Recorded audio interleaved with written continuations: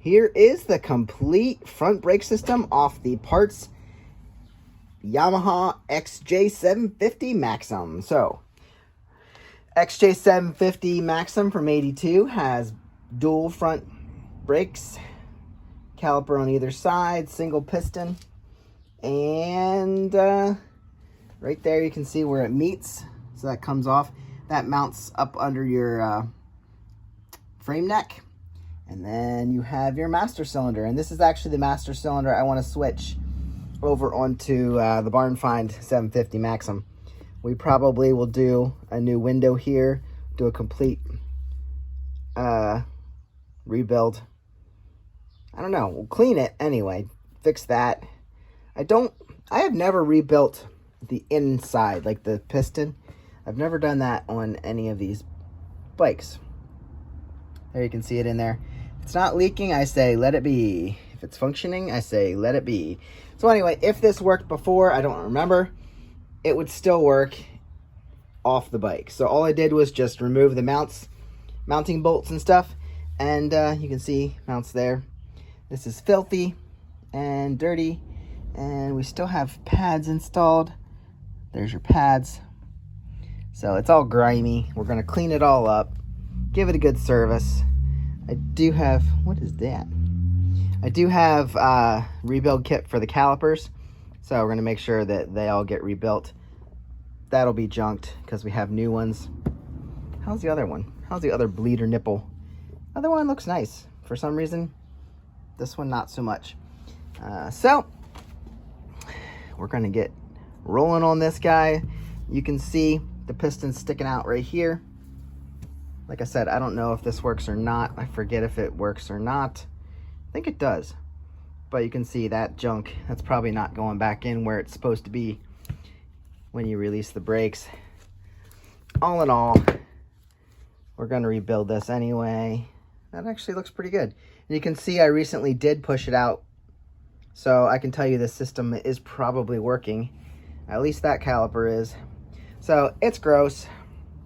What we're going to do first is disconnect the calipers here with a 12mm, and I'll use the impact because it's harder to get off now, and then we'll dump out what's in there, and then we'll work at getting these apart. Here we go. 12. Pop it on our banjo bolt. You got to hold it. There we go. That lifts right off. Sorry, didn't get to see that one. Try and get you see the next one. It doesn't look like there's a whole lot of brake fluid in there. This bike did sit for quite a long time. See if anything. Oh, yeah, there we go. Here's our crush washer.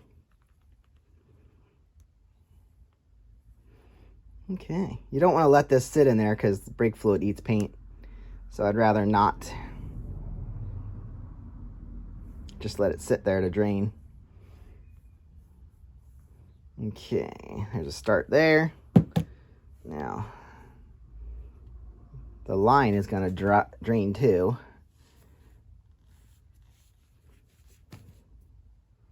Here we go. There's our other bolt. There's a tiny crush washer on there.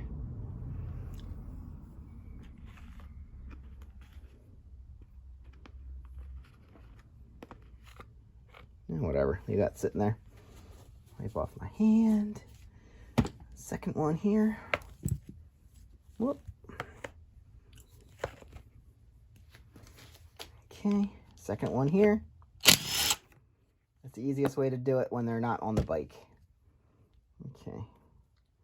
The crush washer came off with this guy, so that'll sit there and leak for sure. Dump this one out. There we go. It holds a little bit. And to be honest, there'll always be more in there than, you know, you think you initially dumped it all out and then you'll turn it and more will have collected and attack you. All right, so that's calipers are free.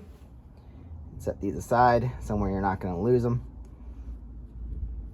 Got to clean up everything anyway. Doop. If you want to take out your pads, you got this little nut here holding them in. It is a 6mm hex. So I have all these, but I don't have a 6 on there, so I'll have to find one if I'm going to use my impact. Otherwise, hold this and knock that free with a hammer or something. But also, you have your slide that runs right here. It goes in this guy, and it goes in this guy. So you're going to pull your slide out this way. Pull it evenly both ways. You can probably slide it right out of the boots. There you go. There's our slide. So that needs cleaned up, washed off, wiped up, washed off, and we can replace these boots when we get to it. We do have a kit right here. Has both of those boots right there. Has our new piston pressure seal and dust seal. And then we have our Brake Crafters new bleed nipple and your dust cover for that. So that's ready to go. See, we're doing it right. Just all this grime and dirt has to come off. But I got to get this free to get that out. Once you get your pins spun out, just knock it free. I used a breaker bar, put it on the end of my hex key Allen here. And once you spin it out, your pads should fall out. They are freaking disgusting. And there's some meat left there. We'll have to decide which calipers are better, the ones that are on the bike now, and which parts I want to use. And then this should slide out. You could probably turn it as you pull it. And then your other one should slide out, fall out also. Come on. All right, I'm gonna work on that. There you go, pads are out. All this junk fell out from in above the pads. There's your spring, there's your piston. Doesn't need to be beautiful inside, but it has to be pretty on the outside. So that's the biggest piston I've ever done. Hopefully my piston removal tool has a size big enough for that. Well, okay, so second one pulled apart here. I did find a second slide or spring right here on the slide. So that'll have to be taken off and fixed, cleaned up. But these rubber boots are so disgusting and gross, sorry guys, that this one was stuck to both the slide and its original in the caliper, its original spot. And it just ripped apart. It feels like gum. It's gross. So that's gonna need scrubbed off. That's just, ugh, makes me gag. Problem is, my largest piston removal tool is 30 mil, and it apparently is not big enough for this one. So do I have to go find a new set of piston removal tool? So apparently I need bigger than 31. So either that or I reconnect this back to the master and see if I can push them out. That is a possibility. The other option is to take air and blow air in the back, and then maybe I can get it to push out. That is probably, now that I'm saying it, what I will try first. We'll see if we can do that. Look at that, still leaking out. But this one, other than the bleeder bolt screw, I'm going to leave it closed if I'm going to push these out with air. I think I can push them out with air. We can give it a shot. See if they're moving. So anyway,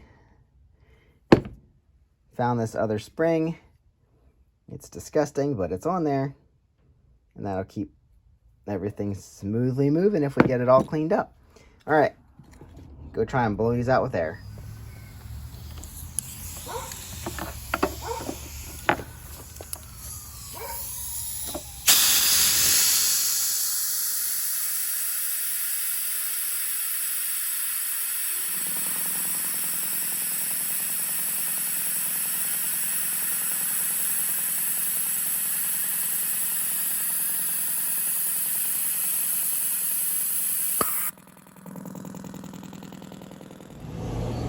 full disclosure, first I filled the inside with PB Blaster and sprayed some around the cylinders, and got impatient, didn't leave it sit for very long.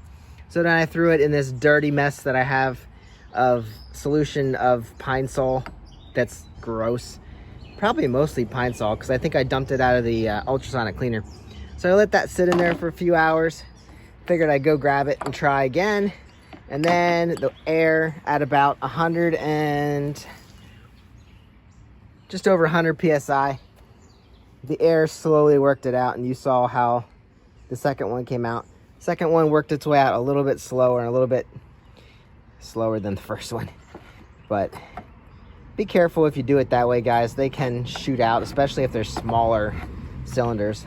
Like say you have two, one might shoot out faster than the other. So I'm gonna throw these back in the Pine Sol solution and let that do its thing for a little while. Then we'll clean them up a little bit, throw them in the ultrasonic cleaner, and then we can reassemble them. Here I scrubbed up all the front brake parts for the XJ750 and let them soak for a while. Scrubbed them. Now I'm heating up the ultrasonic cleaner to try and get the rest of the dirt and grime off. See what we got in there. Still looks pretty clean, amazingly. So we'll dip these guys in there. Yes, I'm using the basket now. Okay. There we go. Drop them down in there. Get enough of them in there that I'm happy with that. And, now that's not going to be down in there because now all the other parts are in the way. Well, we'll just do it that way. How's that? Oh, I never took the... I'm going to start over. I never took the seals out of there. Those guys need to come out so we can clean in and around. Well, I'll go do that and stick these back in. And this is why you need to take out your seals before you clean these guys. That's all the stuff that I scraped out. Look, I just used this little screwdriver. Yep, just a little screwdriver. So these I pulled out. They're covered in ick. And these aren't bad. If we had to, we could probably use these again. I did not take my little needle, little pin, so I didn't puncture those, so they're all probably still good. But after scraping all these out, this is what we got in there. So these need, I don't know, washed real quick. And then we will throw them in the ultrasonic cleaner. Here we go. She'll get hotter as she goes, but let's go.